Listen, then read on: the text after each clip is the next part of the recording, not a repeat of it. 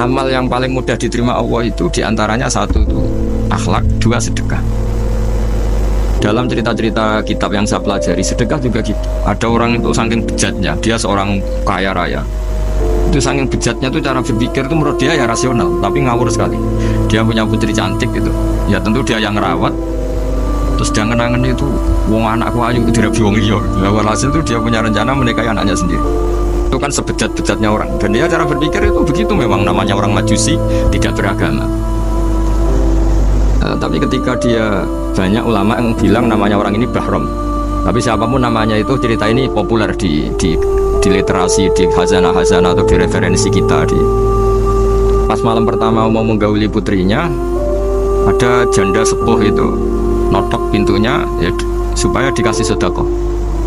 Itu anehnya dia itu tergerak untuk memberi.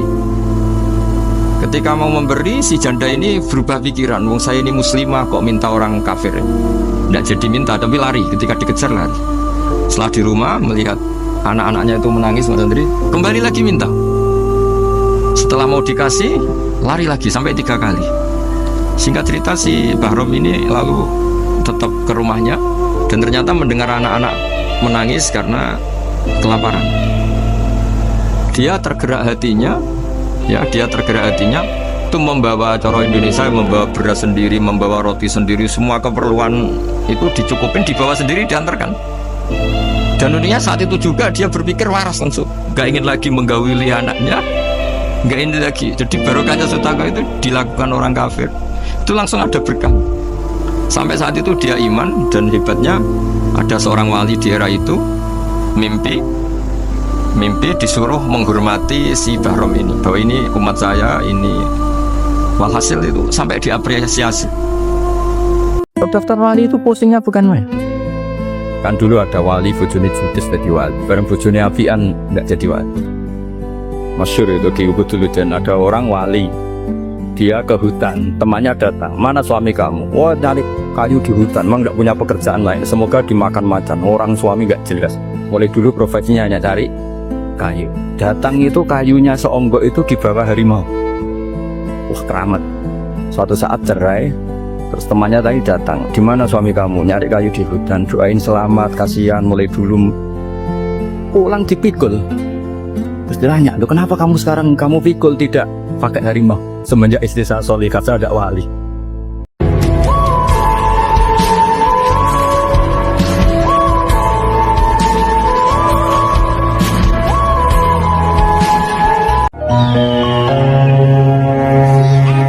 Sepenuh hati padamu, ku cinta dengan jiwa, tak ingin jauh darimu, rindu takkan terkira.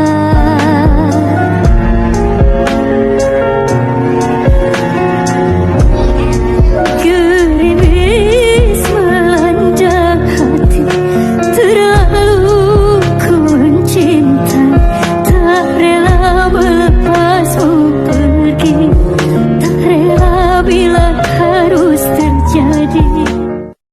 Selama ini kesalahan kita adalah nganggep maksiat itu pasti menyenangkan dan taat itu tidak menyenangkan. Makanya saya berkali-kali fatwa, untuk melawan kenikmatan maksiat, orang harus terbiasa menikmati taat, menikmati kebaikan. Kita nimang istri nikmat, nimang anak nikmat, ketemu teman yang lama tidak ketemu juga nikmat. Akhirnya kita akan melewati berjam-jam untuk jagungan sama teman, sama anak, sama istri. Dan itu harus kamu nikmati supaya mengganti tidak berkebutuhan nikmat yang lewat jalur maksiat. Jadi saya mohon sarana-sarana yang menyenangkan itu, yang taat itu kita maksimalkan.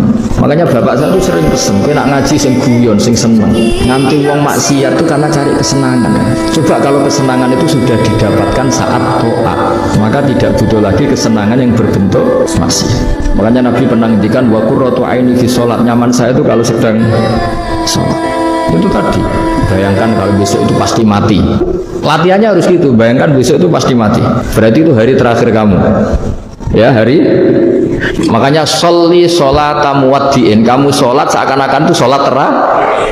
Dan bayangkan akhirat itu wa'mal li akhiratika ka'annaka tamutuhu, dan bayangkan akhirat itu besok kamu mati. Sehingga ketemu istri ya seneng karena ini pertemuan terakhir, ketemu anak ya seneng ini pertemuan terakhir. Sholat juga tenanan karena ini sholat terakhir. Sehingga kalau mau maksiat tuh takut, jangan-jangan ini kehidupan saya terakhir kok tak pakai seperti ini.